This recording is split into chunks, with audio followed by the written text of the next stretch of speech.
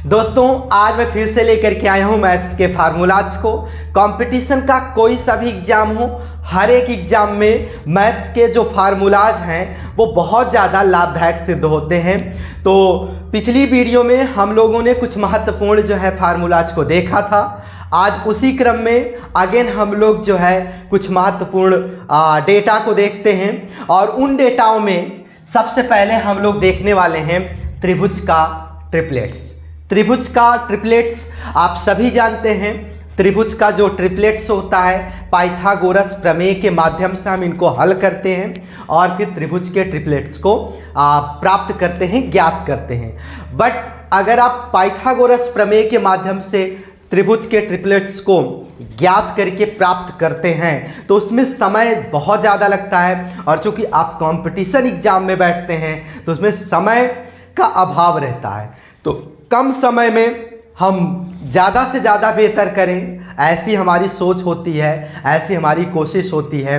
तो हम क्यों ना कुछ महत्वपूर्ण ट्रिपलेट्स को याद कर लें जो हर एक एग्जाम में महत्वपूर्ण सिद्ध होता है।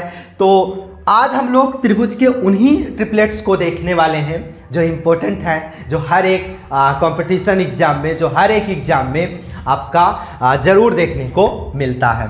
तो त्रिभुज के ट्रिपलेट्स में सबसे पहले आप जानते हैं 3, 4, 5। 3, 4, 5 का ट्रिपलेट्स बनता है। 3, 4, 5 का ट्रिपलेट्स बनता है। 5, 12, 13 का बनता है। 5, 12, 13 का बनता है। 6, 8, 10 का बनता है।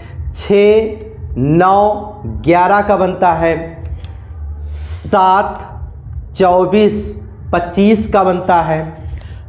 8, 10, 12 का बनता है। 8, 15, 17 का बनता है।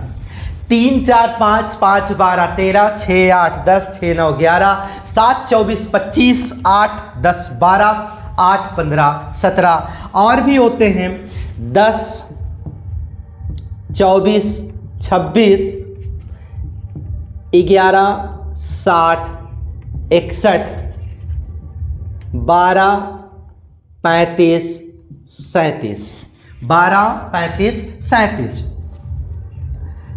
13, 84, 85, 16, 63, 65, 16, 63, 65, 20, 21, 29, 20, 21, 29,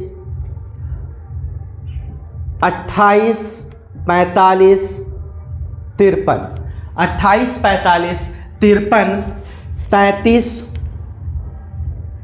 33, 33, 33, 56, 65, 33, 56, 65, 36, 77, 85, 36, 77, 85, 36, 77, 85, 3, 4, 5, 5, 12, 13, 6, 8, 10, 6, 9, 11, 7, 24, 25, 8, 10, 12, 8, 15, 17, 10, 24, 26, 11, 60, 61, 12, 35, 37, 13, 84, 85, 16, 63, 65, 20, 21, 29, 28, 45, 53, 33, 56, 65, 36, 77, 85। तो कुछ ये महत्वपूर्ण आपके ट्रिपलेट्स हैं। डियर स्टूडेंट्स, नेक्स्ट डेटा जो आपका है वो है आपका स्क्वायर का। स्क्वायर अर्थात वर्ग। वर्ग में डेटा क्या क्या है देख लेते हैं। तो सबसे पहले स्क्वायर एरिया ऑफ स्क्वायर क्या होता है अर्थात वर्ग का क्षेत्रफल क्या होता है, ए स्क्वायर। जैसा कि मैंने पिछली वाली वीडियो में बताया था कि जो ए होगा उस ए को हम भुजा के रूप में डिनोट करेंगे।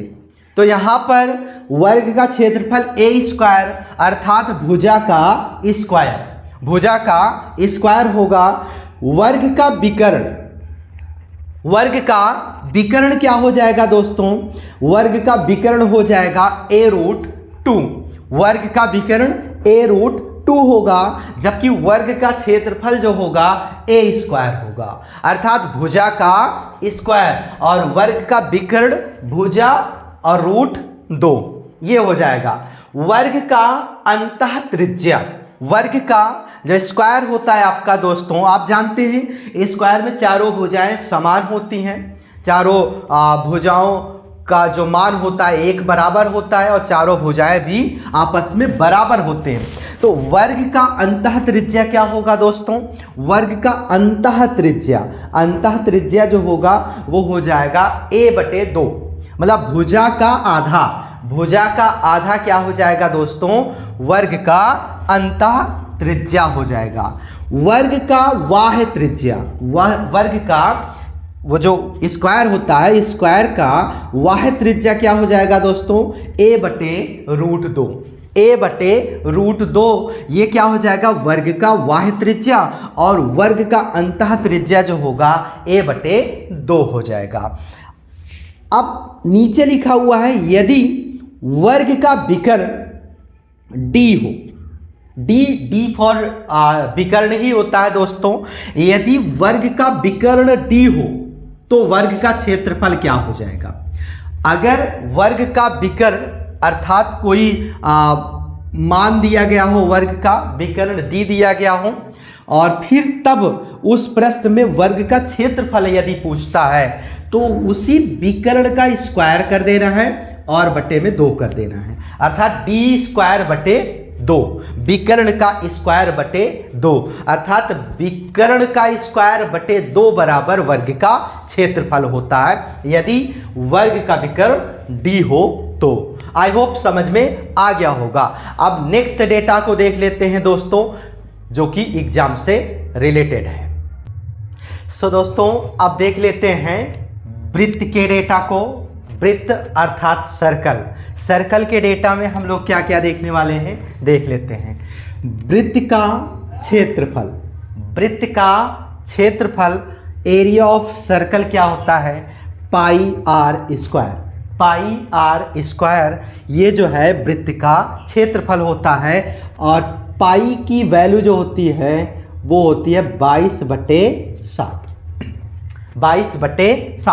वृत्त का क्षेत्रफल πr², और जहां पाई की वैल्यू 22/7 होती है। वृत्त की परिधि 2πr अथवा 44r/7 होगा। 44r/7 ये कैसे आया दोस्तों देख लेते हैं। जैसे 2πr है और 2 × पाई की वैल्यू 22/7 होगा, और उसके बाद r, अब यहाँ पर 22 का 2 से गुणा जब होगा तो 44 हो जाएगा, और 44/7, और यहाँ पर r से भी जब मल्टीप्लाई होगा तो 44r/7 हो जाएगा। तो इस प्रकार जो है आप कह सकते हैं वृत्त की जो परिधि होती है वो 2πr अथवा 44r/7 हो सकती है। दोस्तों यहाँ पर जो r है, r फॉर रेडियस अर्थात वृत्त की त्रिज्या होती है। अर्धवृत्त की परिधि क्या होगी? अर्धवृत्त की परिधि क्या होगी दोस्तों? 36r/7।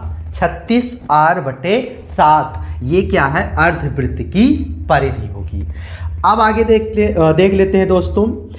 अब यहाँ पर आप कह सकते हो नोट में, ये इम्पोर्टेंट है, ये भी आप कह सकते हैं नोट में इम्पोर्टेंट है, दोनों आप इसको नोट डाउन कर सकते हैं। वृत्त के व्यास को वर्ग का विकर्ण कहते हैं। जो वृत्त का व्यास होता है, व्यास मतलब वृत्त का जो व्यास होता है डी होता है जो, वो क्या होता है? वर्ग का विकर्ण होता है। अर्थात वृत्त का जो व्यास है और वर्ग का जो विकर्ण है वो दोनों एक दूसरे के बराबर होते हैं, अथवा d = a√2।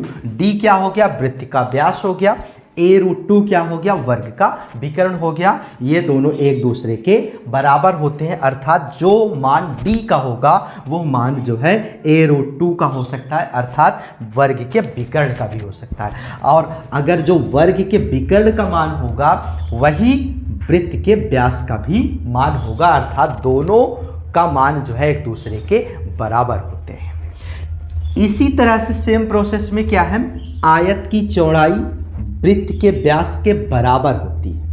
आयत की जो चौड़ाई होगी, चौड़ाई मतलब b, वृत्त के व्यास के बराबर होगी, अर्थात जो वृत्त का व्यास होगा d वो किसके बराबर और होगा, b के, अर्थात आयत के चौड़ाई के भी ये बराबर माना जाता है। तो इस प्रकार b बराबर d भी आप कह सकते हो और d बराबर a√2 कह सकते हो। अर्थात कहने का मतलब ये हुआ कि जो वृत्त का व्यास होता है वो वर्ग के विकर्ण के भी बराबर होता है और साथ में आयत के चौड़ाई के भी बराबर होता है। जैसा कि मैंने यहाँ पर लिखा भी है, d किसके बराबर है, a√2 अर्थात वर्ग के विकर्ण के बराबर है और साथ में ये d किसके बराबर है, आयत के चौड़ाई के भी बराबर है। सो फ्रेंड्स, उम्मीद करता हूँ आपको दोनों पॉइंट्स समझ में आए होंगे और साथ में जो भी डेटा आज हम लोग सीखे वो सारा कुछ आप सभी को अच्छे से समझ में आए होंगे। तो फिर मिलते हैं एक नेक्स्ट वीडियो में इन्हीं सारे डेटा के साथ और आगे जो भी महत्वपूर्ण कंपटीशन से रिलेटेड मैथ्स के फार्मूलाज हैं उन सारे डेटाज को हम लोग अगली वीडियो में देखने वाले हैं।